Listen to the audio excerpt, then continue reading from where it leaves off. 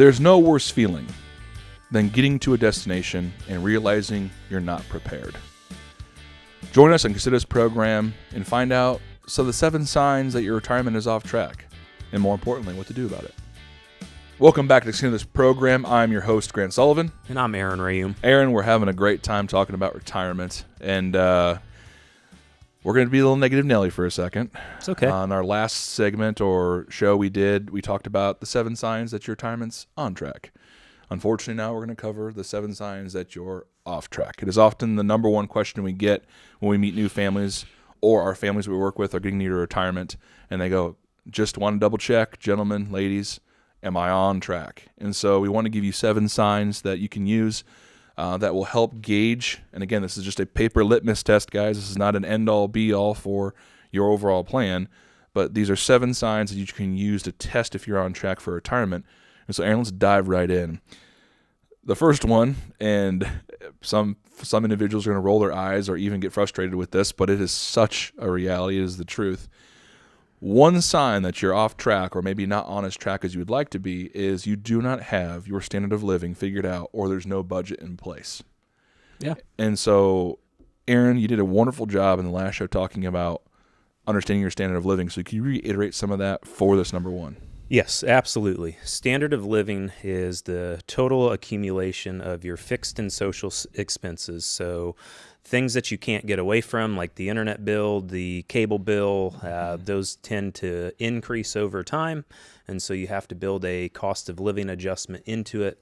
Social is the fun stuff. So travel, going to see grandkids, whatever it is, you have to marry those two together to get your total standard of living. Once you have that dollar amount figured out, then you can figure out how you use your assets to get yourself to maintain that standard of living, or income sources to help you maintain that standard of living. I have to add this because this is one of the biggest pet peeves I see in our industry is people, when they move into your life after work, and our industry tells people, you've got to be able to replace a certain percentage of your income. Mm-hmm. And so if you're accustomed to making $100,000 a year, and we say you need 70% of that to meet your needs, that's $70,000 a year.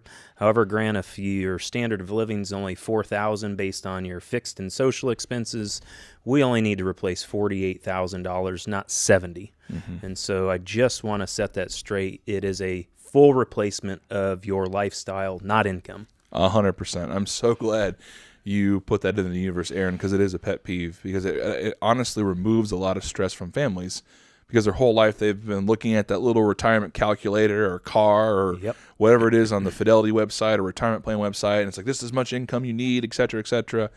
Well, the folks, if you don't know your standard of living or your budget, like Aaron said, you could be working longer than you need to, or worse. You could be putting a lot of stress in your life that's really not necessary. So number one, understand that budget. It is huge. Number 2, you're not managing debt. That's a big one. It is a big one. So, Aaron, what do we mean by that?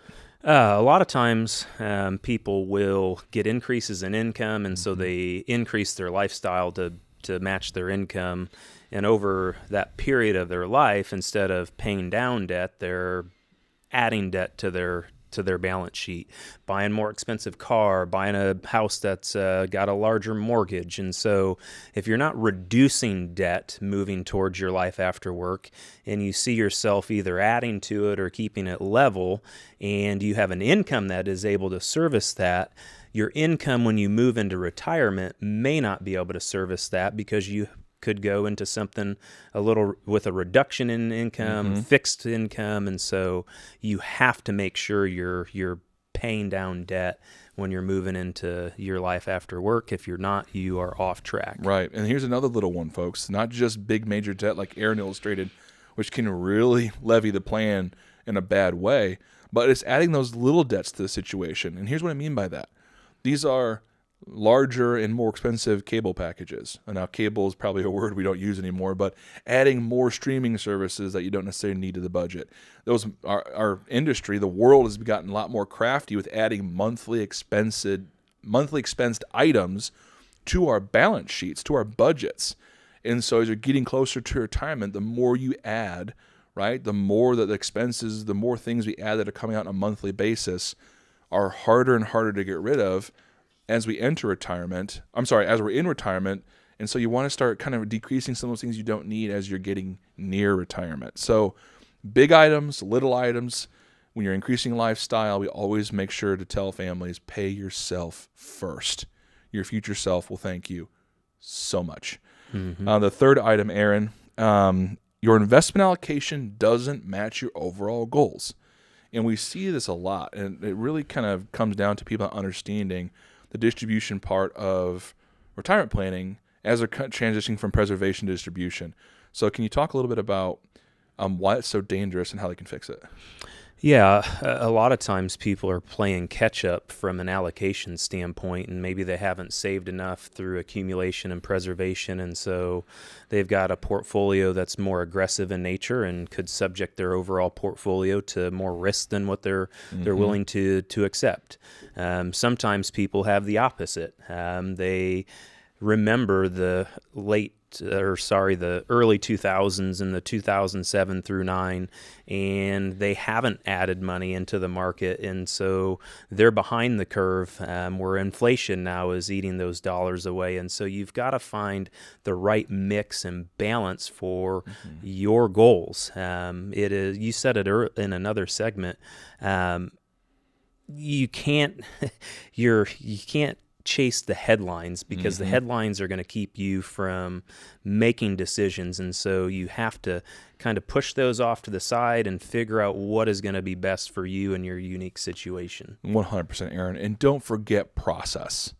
Process helps eliminate emotion from the investment decision making world. Very, very good point. And so when you compound what Aaron said with process, really, if you don't have a process and your allocation doesn't meet your goals, there's a strong probability you're not on track. The fourth one, Aaron, you didn't factor in healthcare. You think, for those of us listening to the show, how do you not factor in healthcare?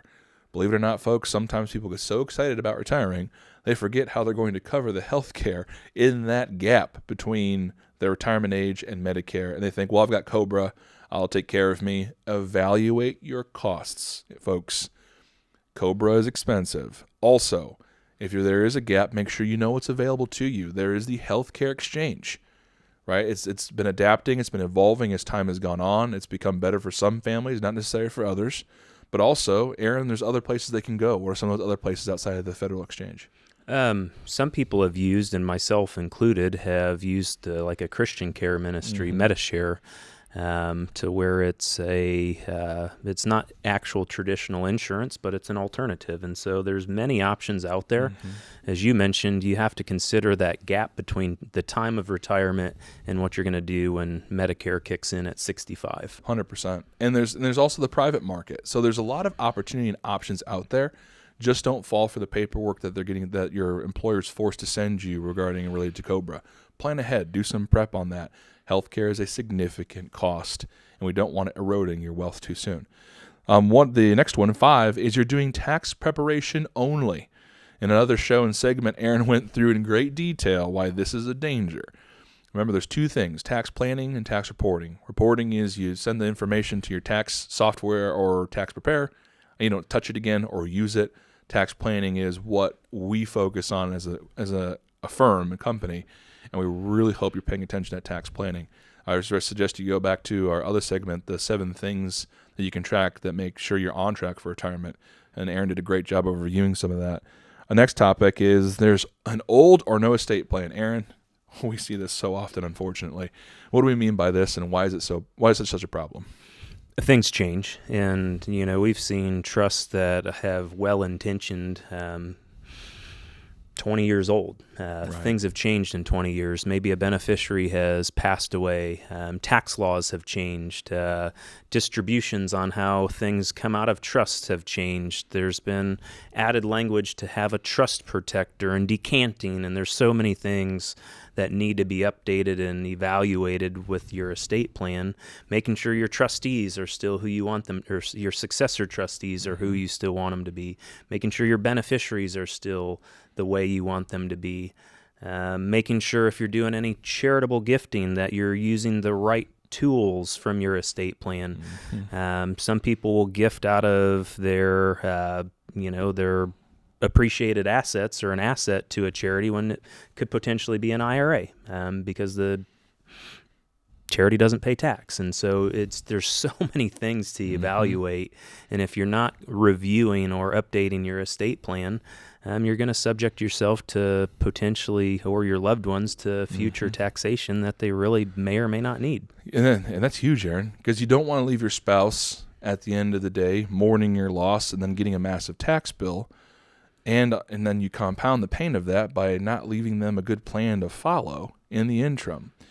And I will tell you this, folks, your children are amazing people, right? Your heirs are great individuals, loving people. But most of them, I would guess 9.5 times out of 10, they are not prepared or fully capable and sometimes even willing to deal with your estate. Even though you've had that dinner conversation about, hey, by the way, when I'm gone, you're my executor or successor trustee. What does that even mean? Exactly. And you got to explain it. You have to have a plan in place for them to deal with that, because we know that a lot of you care about your heirs and your loved ones. So don't leave the IRS and the estate code the benefactor of your resources when you pass. Make sure it's your family. And so, and we talk about that. Most people are like, well, when I pass, I don't care. Well, those that are left behind do. And there's a lot of ways the entities are trying to grab your resources. And finally, Aaron, the last one is how you spend your time. If you have no idea how you're going to spend your time in retirement, which, believe it or not, some people don't. They say, I know I hate work and I need to be done. That can actually leave and set you up for disaster. And Very much so. You want to know what you're going to do. Most people have grandkids and hobbies, and that's great. But if you don't have the end in mind when planning, all your money is just numbers. It can really set up for unhealthy habits. Even better. Yeah, even better. So if you want to evaluate this, please reach out to us, 800-928-4001. Connect with Brittany. She'll schedule a meeting with one of our team members to have this conversation. And again, we're hoping you're on track. And if you aren't, there are ways to correct that. You can ask questions of us at yourlifeafterwork.com. Thanks for being part of the show. We'll see you next time.